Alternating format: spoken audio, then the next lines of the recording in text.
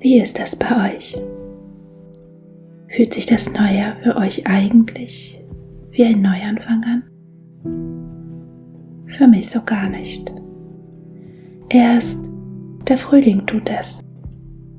Erst dann habe ich das Gefühl, dass das neue Jahr wirklich beginnt. Wenn die ersten Blümchen da sind. Wenn man der Natur bei ihrem Neubeginn zuschauen kann. Für mich war es schon immer etwas seltsam, dass der offizielle Jahresstart sich irgendwie zu früh anfühlt. Aber das nur so nebenbei. Also, worum geht es? Ein Neuanfang mit 47.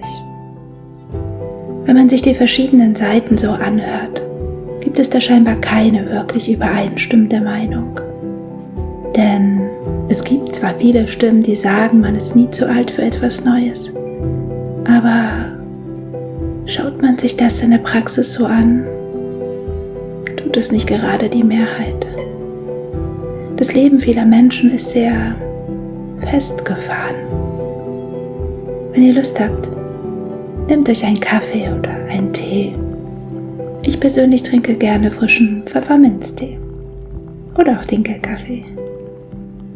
Und während ich mich weiter an einer Illustration versuche, kann ich mit euch ein wenig meine Gedanken zu Neuanfängen teilen. Wieso tun wir uns eigentlich oft so schwer mit einem Neuanfang? Naja, könnte ja schief gehen. Aber wieso haben wir als Menschen eine so große Angst vor dem Versagen, statt es als einen Lernprozess zu sehen? Und da schließe ich mich nicht aus. Kinder machen einfach.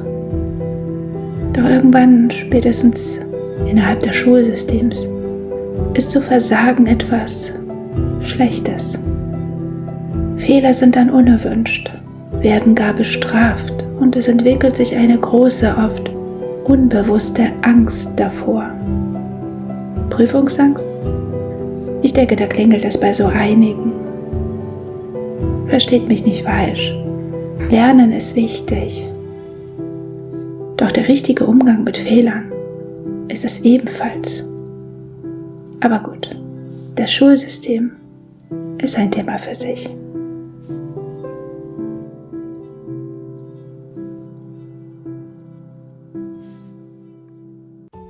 Also, hier bin ich. Eine 47-jährige Frau und seit einiger Zeit auf dem Weg, um herauszufinden, wieso ich auf der Welt bin. Ja, ich weiß, klingt etwas pathetisch, doch im Grunde genauso so ist es. In den letzten Jahren hat Gott sei Dank ein großer Prozess, eine weitreichende persönliche Entwicklung in meinem Leben stattgefunden. Nach einer Art Ausschlussprinzip. Wer oder was ich nicht bin und auch nicht sein möchte. Oft ist es einfach, das zu benennen, was wir nicht mögen, was wir nicht wollen oder was wir nicht gut finden. Im Job zum Beispiel. Ich möchte nicht mit diesem oder jenem Menschen arbeiten. Ich möchte nicht diese oder jene Aufgabe übernehmen. Denn statt uns tatsächlich der eigenen knallharten Wahrheit zu stellen, also dem, was wir wirklich wollen, neigen wir Menschen eher, lieber über dies oder jenes zu jammern. Also habe ich mir genau das zu Nutzen gemacht und erstmal in meinem Leben die Dinge und Eigenschaften, die ich gerne, nennen wir es mal, aussortieren wollen würde, benannt. Ich sag's euch, es ist vielleicht einfach, das zu benennen, was man nicht möchte. Aber wenn man Kinder und einen Job, der die Rechnung zahlt, hat, dann ist es mit dem Aussortieren dann doch nicht ganz so einfach. Zumindest glaubt man das. Man ist fest davon überzeugt, weil, man hat tausende Weils. Doch, ist das so? Ich meine, ist das wirklich so? Man sagt, es ist mutig, einen Job hinzuschmeißen, wenn er einem nicht gut tut. Es ist mutig, in der jetzigen Zeit sich selbst verwirklichen zu wollen. Bin ich also mutig, weil ich meiner Sehnsucht nach Selbstbestimmung vielleicht mehr als andere nachgebe? Oder sollte es nicht eher normal sein, so zu denken? Wünschen wir uns das nicht genau für unsere Kinder? Wer wärst du? Ich meine, wer wärst du, wenn es keine Einschränkungen gäbe? Und dann einmal ganz ehrlich, gibt es diese Einschränkung tatsächlich? Oder ist es nur die Angst, die uns das glauben lässt, dass wir gewisse Hürden nicht packen? Wieso bewundern wir Menschen, die zum Beispiel eine Weltreise unternehmen, ihren festen, guten Job hinschmeißen, ihr Erspartes nehmen und sich die Welt mal ein Jahr lang anschauen? Vielleicht, weil wir es gerne auch täten, aber Angst haben vor all dem, was passieren könnte, vor dem Unbekannten. Diese scheinbar unsichere Zukunft hängt dann wie ein Damoklesschwert über uns. Ist euch aufgefallen, wie uns Angst in all unseren Lebensbereichen lähmen kann? Es gibt immer etwas, wovor wir Angst haben könnten. Immer. Ein Beispiel. Ich habe Multi-Interessen, was erstmal cool klingt.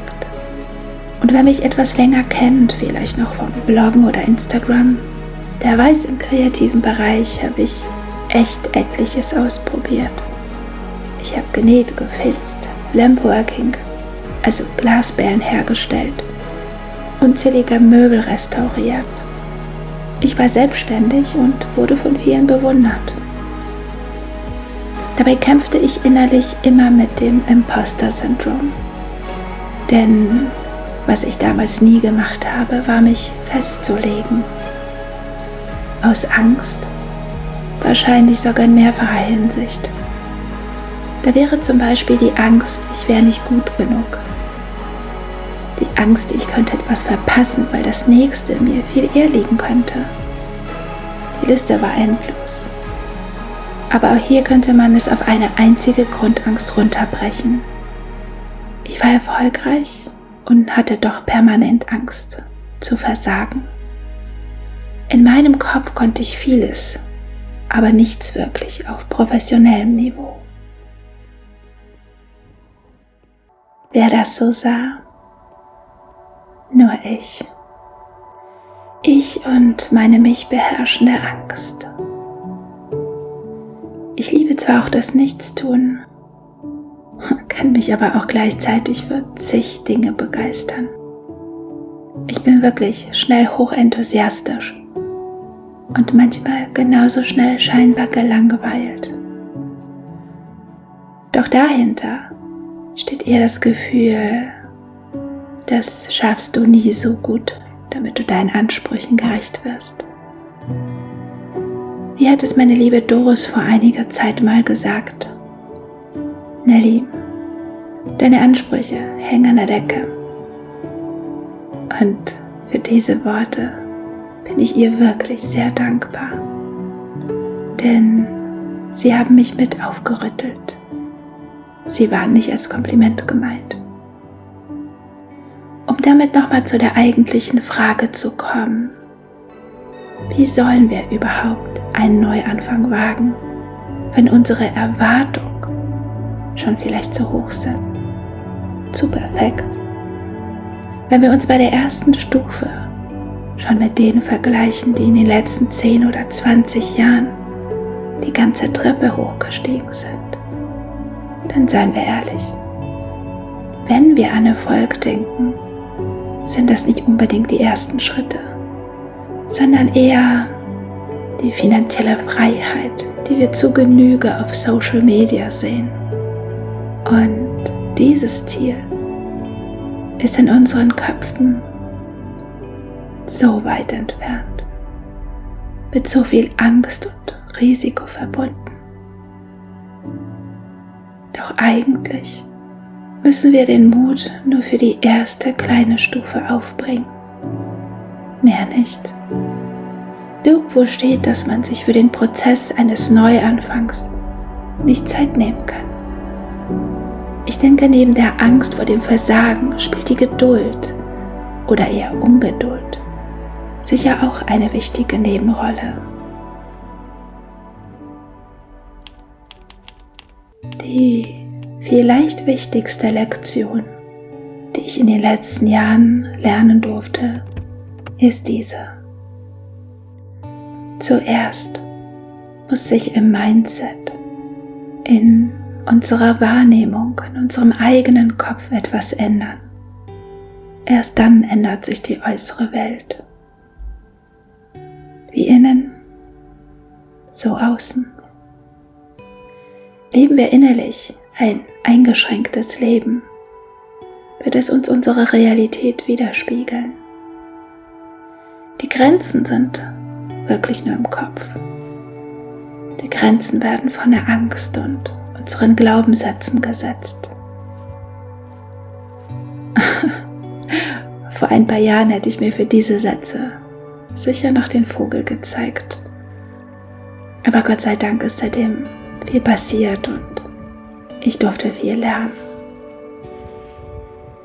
Also nochmal, hier bin ich. Mit einem kleinen Neuanfang, einem ersten Video hier auf YouTube. Und wenn sich jemand findet, den mein Weg interessiert, wie ich die Vergangenheit hinter mir lassen möchte und wie es weitergeht, dann abonniert gerne den Kanal.